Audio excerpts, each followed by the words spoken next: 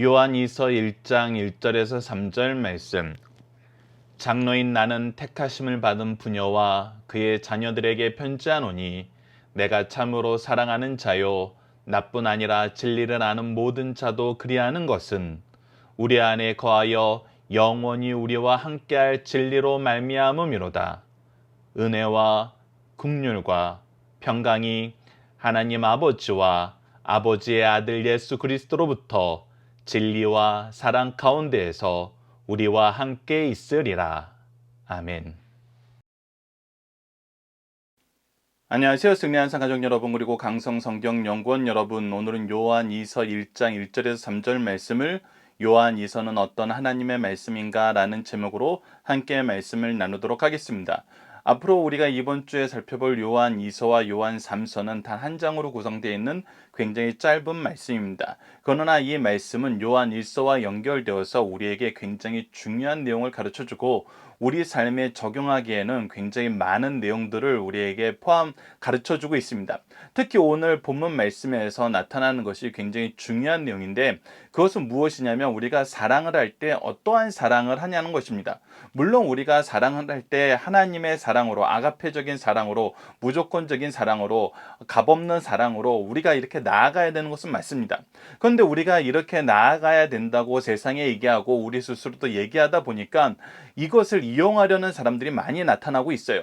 이것을 자기네들의 편의대로 해석하면서 우리에게 끊임없이 사랑을 요구하는 사람들이 있다는 것입니다. 그래서 이러한 모습이 어떻게 너희들이 사랑하는 거냐, 너희들이 사랑한다고 얘기하면서 하나님은 사랑이시라 그러고 예수님은 목숨까지 바쳐서 사랑했다 그러는데, 너희들의 사랑하는 모습이 우리가 그렇게 느껴지지 않는다, 우리가 원하는 사랑을 주지 않는다, 이렇게 요구하는 경우가 많습니다. 그리고 때로는 우리 스스로도 그런 부분에 대해서 굉장히 스트레스를 받고, 우리가 정말 사랑하는 것이 맞는가, 우리가 나아가는 길이 맞는가. 하지만 우리가 자녀를 키워보면서 분명히 경험하게 되는 것은 무엇이냐면, 자녀들이 원하는 것을 무조건적으로 주는 것이 사랑이 아니라는 것은 우리가 분명히 알고 있습니다. 하나님께서도 분명히 얘기하고 계십니다. 우리에게 하나님의 규례를 떠나서, 하나님의 규례를 지키지 않고 마음대로 사는 삶 안에서 자신의 사랑을 요구하는 것은 어리석은 것이라 그러고, 오히려 그것은 타락으로 이끌 뿐이라는 것을 계속해서 경고해 주고 계십니다. 오늘 본문 말씀은 바로 이러한 부분에 굉장히 중요한 단서를 제공해 주고 있고, 우리가 사랑한다는 것은 무엇 안에서 사랑하는 것인지, 어떻게 사랑하는 것인지, 무엇을 향하여 사랑하는 것인지 다시 한번 강조해 주고 있으면서 잘못된 것들, 특히 이단 사상에 대해서 우리가 주의해야 될 것을 가르쳐 주고 있습니다. 자, 1절 말씀을 봅시다. 장로인 나는 이라고 시작하고 있습니다. 우리가 분명히 알고 있는 것은 요한은 사도입니다. 그리고 사도로 부르심을 받은 사람과 우리가 사도행전을 통해서 보는 것처럼 장로로 부르심을 받은 사람들은 분명히 부르심의 그 차이가 있었던 것을 보게 되고, 명칭과 호칭에서 분명히 차이가 있었습니다. 그래서 일반적으로 장로라고 했을 때는 구약시대에서부터 이어져 오는 개념으로는 연장자로서 존경받는 사람입니다. 두 번째는 이제 교회를 세울 때 교회의 일꾼으로 사도들이 이렇게 직분을 주는 그런 이 감독들의 자리가 장로로 표현되는 경우도 있었습니다. 그리고 마지막으로는 이 사도들의 제자들을 사도들의 직계 제자들을 장로로 부르는 것이 초대 교회에서 이루어졌던 일입니다. 그러나 우리가 오늘 본문 말씀에서는 사도 요한이 자기를 장로라고 부르는 이 말씀을 우리가 직면하게 됩니다. 그래서 어떤 사람은 사도인데 장로라고 얘기했기 때문에 이것은 요한의 말씀이 아니라, 요한을 통해서 주신 말씀이 아니라 다른 사람의 저작일 것이다 라고 얘기하는 경우가 있는데, 우리가 그 부분에 대해서는 베드로도 자기를 장로라고 표현한 부분이 있고, 또 이 장로란 표현은 이 구약적인 구약적인 의미 안에서도 이루어지는 것처럼 이 공동체의 어른으로서 이 공동체의 자녀들을, 후손들을 대할 때 이 표현을 자주 썼던 것을 통해서 우리가 이것은 이 호칭 하나로 요한의 저작이 아니라고 얘기할 충분한 근거는 되지 않고, 오히려 초대 교구의 많은 사람들이 이것을 요한 사도의 글로 받아들였고, 우리가 이 메시지 안의 내용이 요한 일서와 연결되는 것을 통해서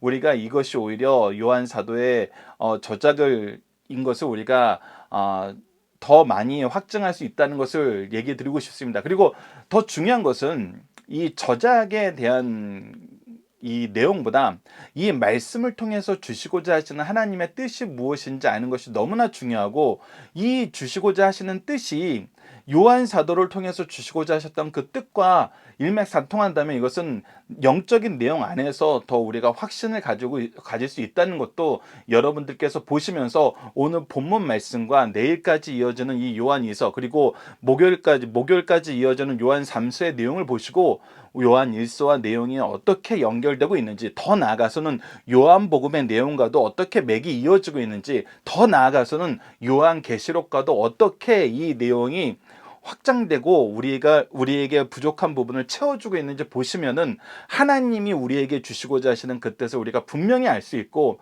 이것을 통해서 우리가 요한의 저작인 것도 더 확실하게 된다는 것을, 즉 요한의 저작이라는 것이 우리가 이것이 하나님의 말씀인가 아닌가를 판단할 수 있는 어떤 근거도 되지 않고, 오히려 이것이 하나님의 말씀으로 우리에게 이 말씀을 줄 때 요한 사도를 쓰셨다는 것을 오히려 확인할 수 있는 이런 접근 방법이 중요하다는 것을 여러분께서 생각해 주시길 바랍니다.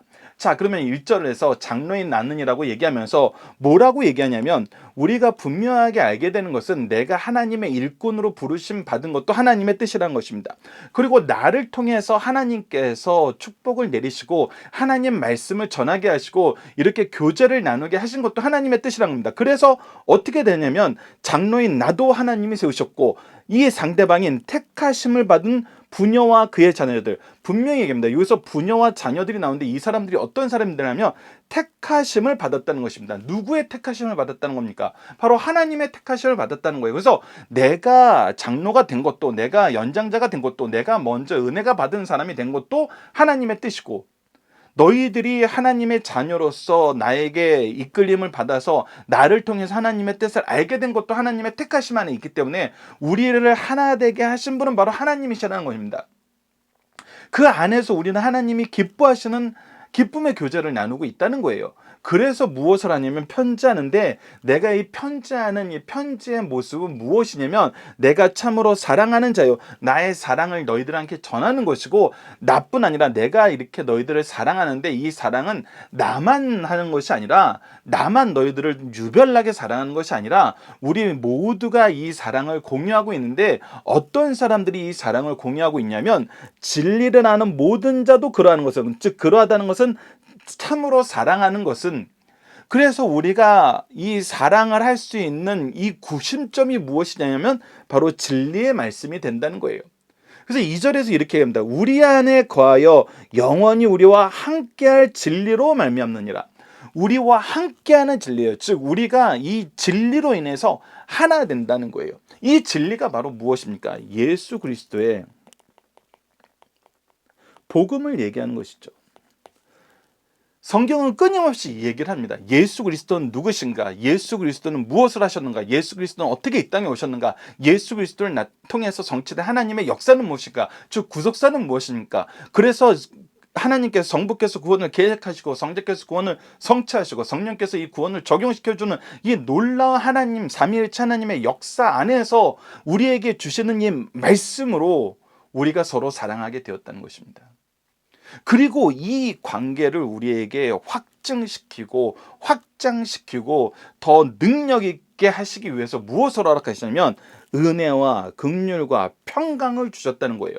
이것이 어떻게 왔다는 겁니까? 하나님 아버지와 아버지 아들 예수 그리스도로부터, 바로 이것은 삼위일체 하나님으로부터 우리에게 온 거예요.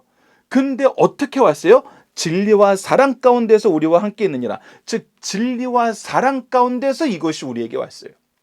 그러니까 진리, 하나님의 말씀을, 진리의 말씀을 떠나서는, 그리고 예수 그리스도께서 우리에게 보여주신 이 사랑을 떠나서는 우리가 이 은혜와 긍휼과 평강을 온전히 경험할 수도 없고, 더 놀라운 것은 무엇이냐면 이 진리와 사랑 가운데서 은혜와 긍휼과 평강을 주심으로 우리가 무엇할 수 있게 하냐면 함께 할 수 있는, 이 진리로 하나 될 수 있도록 하나님께서 우리를 기르시고 우리와 함께 하시고 우리를 성장시키셔서 반드시 세상을 이기게 하셨다는 거예요.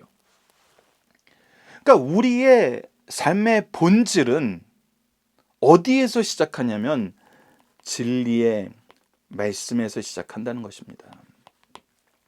진리의 말씀에서. 그래서 우리가 사랑의 확실한 방향성을 우리가 인식할 수 있게 되는 거예요. 우리가 그 아이를 사랑할 때 무엇을 위해서 사랑하냐면 이 진리의 말씀으로 하나 되는 것을 위해서 사랑을 해요. 이곳으로 이끌기 위해서 우리가 이 사랑으로 하나 되는 거예요. 이 안에서 은혜와 긍휼과 평강을 경험하는 거예요. 그런데 이 진리의 말씀을 떠난 사랑, 진리의 말씀과 전혀 상관없는 은혜와 긍휼과 평강, 진리를 포기하면서 얻는 평화, 진리를 버리면서 나누는 긍휼, 진리를 미워하면서 요구하는 은혜, 이 모든 것은 잘못되는 방향이란 겁니다. 어리석은 길이란 거예요. 우리가 할 수 없는 일들이란 것입니다. 그래서 앞서 얘기했던 대로 세상이 우리에게 다양한 것을 요구하는데 우리는 무엇을 위해서, 무엇을 통해서 시작되었고 무엇을 위해서 이 놀라운 사랑의 역사를 우리가 이루는데 하나 되냐면 바로 이 진리로 시작하고 진리의 말씀을 이루는데 우리가 이 목적이 있다는 것입니다. 그리고 왜 이것이 목적이 되어야 됩니까? 우리가 이전에도 잠깐 나눴던 것처럼 세상은 우리가 이제 사랑을 베푼다 그랬을 때, 우리가 어떤 의로운 일을 위해서 수고한다 그랬을 때 우리를 색안경을 끼고 보는데 어떻게 끼고 봐요? 너희들 다 우리 예수쟁이 만들려고 그러는 거 아니냐? 우리가 예수 믿게 만들려는 거 아니냐? 너희들은 그 예수 믿게 만들려는 목적이 있기 때문에 너희들의 목적은 순수한 것이 아니야 라고 얘기하고 있어요. 그래서 우리를 항상 색안경을 끼고 보죠. 근데 여러분들 이것은 우리가 사도행전에서 이미 경험했던 거예요. 사도 바울이 자기가 묶인 것 외에는 나와 같이 되기를 원한다고 얘기했을 때 너의 많은 지식이 너를 미치게 하였도다. 너가 적은 말로 우리를 예수 믿는 자로 만들고자 하는도다라고 얘기하면서 세상 권력자들도 지혜자들도 그것을 인식하고 있어요. 그러나 그 안에서 사도 바울의 삶의 모습이 뭐였어요? 그가 고발당한 어떤 죄도 없었다는 거예요. 그가 여전히 그 안에서 의를 행하고 진리를 따라서 사는 삶을 살았기 때문에 세상 사람들이 그의 의도는 않았지만 그의 삶을 비난할 수는 없었어요. 그와 마찬가지로 우리가 그런 오해를 받고 그런 선입견의 미움을 받는다 하여도 우리가 진리 가운데에서 하나님이 주신 사랑으로 나가면서 은혜와 긍휼과 평강을 전한다면은 이 은혜와 긍휼과 평강이 무엇인지 경험하지 못하고 이것을 얻을 수 있을 거라고 상상도 하지 못했던 사람들에게는 이것은 놀라운 능력의 역사가, 놀라운 능력의 말씀이 되는 것이고, 이것이 필요 없다라고 생각했던 교만한 자들도 그들을 향한 하나님의 때의 역사가 시작되면은 하나님을 인정할 수밖에 없게 만드는 것이 이 세상에서 나타났던 것이고 하나님께서 앞으로 일어날 세상의 모습이라고 우리에게 얘기해 준 모습입니다. 그래서 우리는 세상이 어떻게 반응하는가가 중요한 것이 아니라 우리가 사랑을 한다 하면서도 어떠한 사랑을 하는지 진리의 말씀에 근거하여 살펴볼 수 있어야 된다는 것입니다. 진리의 말씀에 근거하여 살펴볼 수 있어야 된다는 것입니다.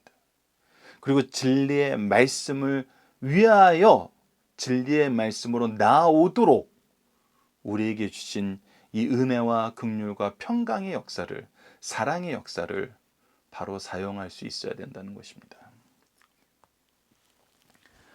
자, 본문 묵상하게 봅시다. 교회, 택함 받은 분야. 자, 여기서 이제 교회라고 얘기하는 것은 뒤에서 본문 다지기에서 조금 더 설명을 할 테지만 일반적으로 이 우리가 주인을 부를 때 주라고 불리는 큐리오스, 주님이라고 불리는 큐리오스의 여성형을 이제 보통 이 부녀라는 표현으로 번역을 해서 많이 사용했는데, 이것을 이제 부녀라고 불렀을 때, 그래서 이것을 그런 단어를 사용한 이유로 이것을 교회로 지칭하는 것으로 우리가 많은 학자들이 해석을 하고 있습니다. 왜 그러냐면 교회를 그리스도의 신부로 표현하는 이 성경적인 표현 때문에, 이 부녀라는 표현이 정말 어떤 여인들의 그 그룹을 얘기하는 것이 아니라, 이 예수 그리스도의 제자로서 사도로서 교회를 세우시고 이 교회를 세운 이 모든 교회들을 향한 호칭으로서 부녀라는 표현을 썼고, 또 그의 자녀들이란 것은 이 교회를 통해서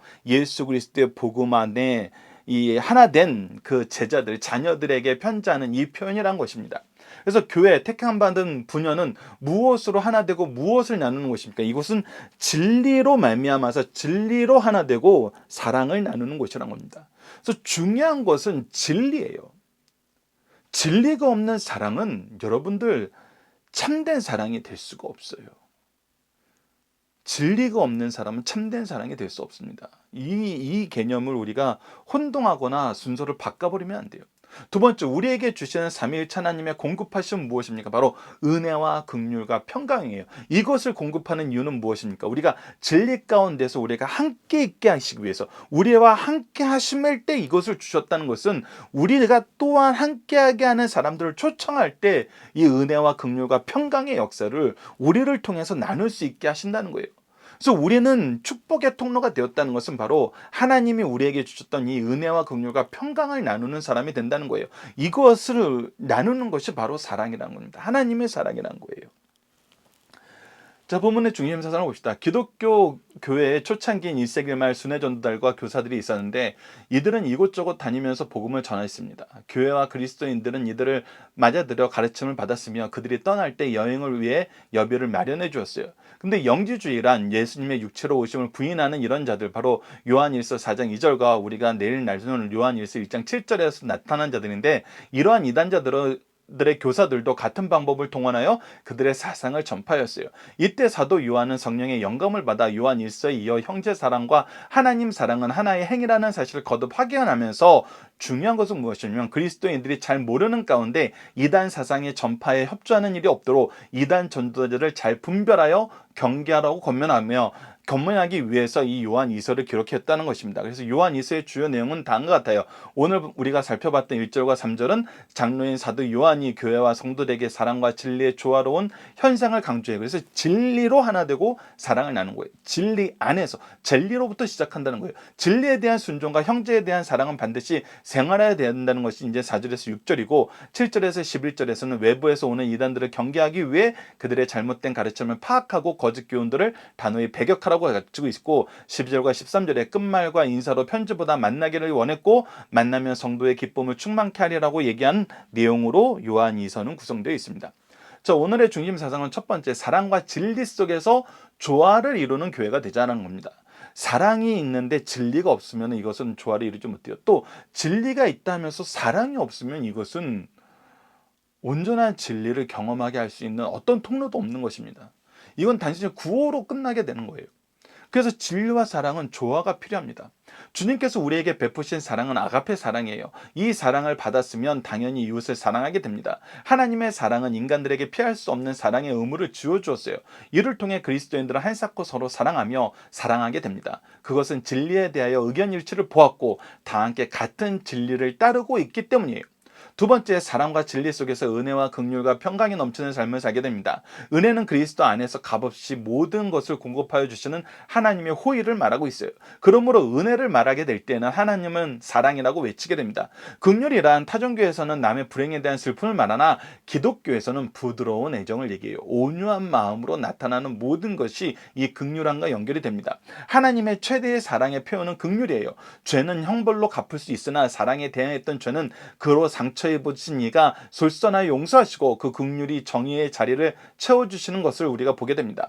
은혜와 긍휼을 입은 사람에게는 평강이 있어요. 평강은 세상이 말하고 가르치는 것이 아니라 하나님의 빛 아래에서 우리 생을 조정하여 주시는 하나님이 주시는 만족감이에요. 이 평안은 주님이 나와 함께 하시고 내가 주님을 모시고 있다는 확신 속에서 얻어진 것입니다. 이것을 소유하게 되면 세상 그 무엇으로도 빼앗을 수 없게 됨을 우리가 보게 됩니다. 자, 본문 다시 읽어봅시다. 요한은 왜 자신을 장로라고 표현했습니까? 그래서 이 요한이 장로라고 표현했던 것은 이 자기가 이 교회 어른으로서 사랑하는 자녀들에게 정말 귀한 진리의 말씀, 복음의 말씀을 전하는 것이고, 일반적으로는 이제 우리가 앞서 얘기했던 대로 첫째, 단순히 늙은 사람, 즉 나이와 경력으로 사랑과 존경을 받을 만한 자격이 있는 사람이 구약 시대에서부터 이어왔던 이 장로의 표현에 해당하는 사람이고, 둘째는 지방교회의 성적으로 교회 직원 가운데 첫째를 얘기하고, 바울은 선교여행 중 장로를 따로 세워서 기름 부었고, 그러나 요한 사도는 한 지방뿐 아니라 그가 살고 있지 않는 모든 교회까지도 훈계하며 가르칠 위치에 있었기 때문에 이 스스로를 장로라고 얘기할 수 있었어요. 셋째, 초대교회의 사도 밑에서 성장한 직계 제자들을 이 장로라고 표현했다는 것입니다. 그래서 이 표현이 물론 일반적이지 않았지만 사도 요한이 사용하기에는 전혀 거리낌이 없는 표현이었던 것을 우리가 확인하게 되고, 더 중요한 것은 이 장로라는 표현을 쓰면서 누구와의 관계를 중요시 여겼냐면 바로 택하심을 받은 부녀와 그의 자녀들까지 얘기를 하고 있다는 거예요.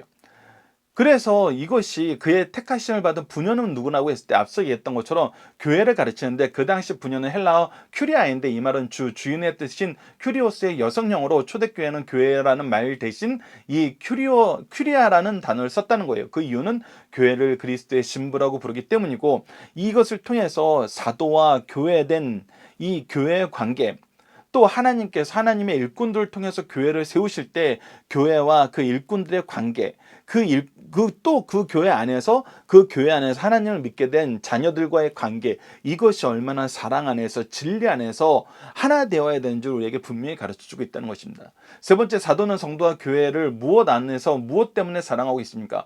오직 진리 안에서 진리를 위하여. 우리가 예수 그리스도의 복음을 듣는 것 외에 다른 모습의 사랑은, 여러분들 사실 이것이 사랑이라고 할 수 있는지 우리는 항상 주의해서 봐야 돼요. 이 얘기를 할 때 자주 예를 들어드리는 것 중에 하나가 무엇이냐면, 내가 의사인데 이 사람을 진단해 보니까 정말 이제 죽기 직전에 있어요. 근데 유일한 해결 방법이 나는 가지고 있다는 거예요. 근데 이 환자가 이 해결 방법이 자기의 삶의 모든 부분을 전부 바꿔야 되는 정말 힘겹고 새로운 것이기 때문에 받아들이지 않고, 그냥 내가 원하는 삶의 모습으로 살길 원합니다. 그냥 나 빨리 죽어도 좋으니까 나 즐겁게 살게 해주세요. 저 더 살고 싶은 의미가 없어요. 이렇게 얘기했을 때 의사가 나 당신 의견 존중한다. 당신이 그런 선택을 한다면 나는 기꺼이 그렇게 하라고 얘기하겠다라고 하면, 이 사람이 과연 사랑이 있는 사람일까요? 이 사람이 내가 사랑하는 아내, 내가 사랑하는 부모, 내가 사랑하는 자녀에게도 그들이 동일한 병에 걸렸을 때 동일한 얘기를 할다 그랬을 때 나 당신 의견 존중한다 얘기하면서, 그렇게 하시라고 얘기하면서 나는 이것이 내가 당신에게 해줄 수 있는 최고의 사랑이라고 얘기해 줄 수 있겠어요? 잘못된 길로 가는데, 죽음의 길로 가는데, 생명의 길이 있는데. 그래서 우리는 사랑하고 있다는 것은 진리 안에서 해야 된다는 것입니다. 진리를 위해서 해야 된다는 것입니다. 그리고 이것이 참사랑이고 완전한 사랑이고 생명력 있는 사랑이라는 것을 경험해 보면 알고, 오히려 고마워하고 기뻐하고 즐거워하게 되는 것이 진리 안에서 사랑하는 것이고 진리를 위해서 사랑하는 것이라는 겁니다. 세상도 이것을 오해해서는 안 돼요. 우리가 사랑한다는 것은 세상이 요구하는 모든 것을 다 들어주는 그 사랑이 아니라 진리 안에서 진리를 위한 사랑이라는 것입니다. 그래서 우리가 지난 마지막 시간에도 로마서 10장 13절로 17절을 나눴는데, 오늘 본문 적용하기에도 동일하게 적용되는 부분입니다. 가정과 교회에서 우리가 해야 하는 진리를 위한 사랑의 수고는 어떤 것이 있는지, 무엇을 해야 되는 것인지 나눠봅시다. 자, 누구든지 주의 이름을 부르는 자는 구원을 받으리라. 이것이 바로 진리의 복음이에요. 근데 이 진리의 복음을 우리가 어떻게 해야지 접할 수 있고 어떻게 해야지 계승될 수 있는가 했을 때, 그런즉 그들이 믿지 아니하는 일을 어찌 부리리요, 듣지 못한 일을 어찌 믿으리요, 전파하는 자가 없이 어찌 들으리요. 즉 전파하는 사람이 있기 때문에 들었고 들었기 때문에 믿게 되었다는 거예요.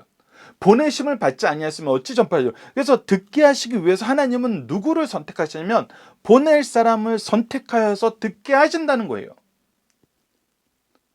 그래서 듣게 하게 하신 이 하나님의 뜻 안에서 우리가 듣게 하시고자 하시는 하나님의 뜻을 이루기 위한 사랑을 하는 거예요. 그래서 그 사랑이 뭐예요? 진리의 말씀을 전하는 거라고요. 진리의 말씀을 나누는 거라고요. 복음의 말씀 안에서 우리가 하나 되는 거라고요. 그래서 영생의 말씀을 누구에게 배워서 누구에게 가르칠까라는 이 말씀이 우리의 사랑의 기준이라고요. 복음의 말씀을 가르치기 위해서는 내가 어떤 것도 아끼지 않고 사랑을 베푸는 것이고, 복음의 말씀을 전하게 하시기 위해서 우리에게 어떤 것도 아끼지 않고 주시는 하나님의 능력을 우리가 맛보는 거예요. 그 안에서 은혜와 긍휼과 평강이 넘치는 거예요. 이번 주 공동 기도 제목은 우리에게 주신 말씀대로 진리와 사랑으로 가득한 삶을 살게 하여 주소서. 동시에 악을 분별하며 멀리하고 오직 의의 길을 가게 하여 주소서 기도합시다. 우리가 가정과 교회에서 진리를 위한 가르침의 수고를, 적용의 수고를, 나눔의 수고를 잘 실천할 수 있도록 인도하여 주소서. 이를 위해 말씀을 배우고 가르치는 일이, 말씀을 중심으로 생각하며 행동하는 일이, 복음을 위해 헌신하는 일이 기쁘고 즐겁게 이루어지게 하소서. 더 나아가 이를 위해 하나님이 주시는 지혜와 은혜와 긍휼과 평강의 넘침을 우리로 충만하게 경험하며 나누게 하여 주소서라고 기도하는 우리 승리한상 가족 여러분들, 강성성경연구원 여러분들에게 기도합니다. 감사합니다.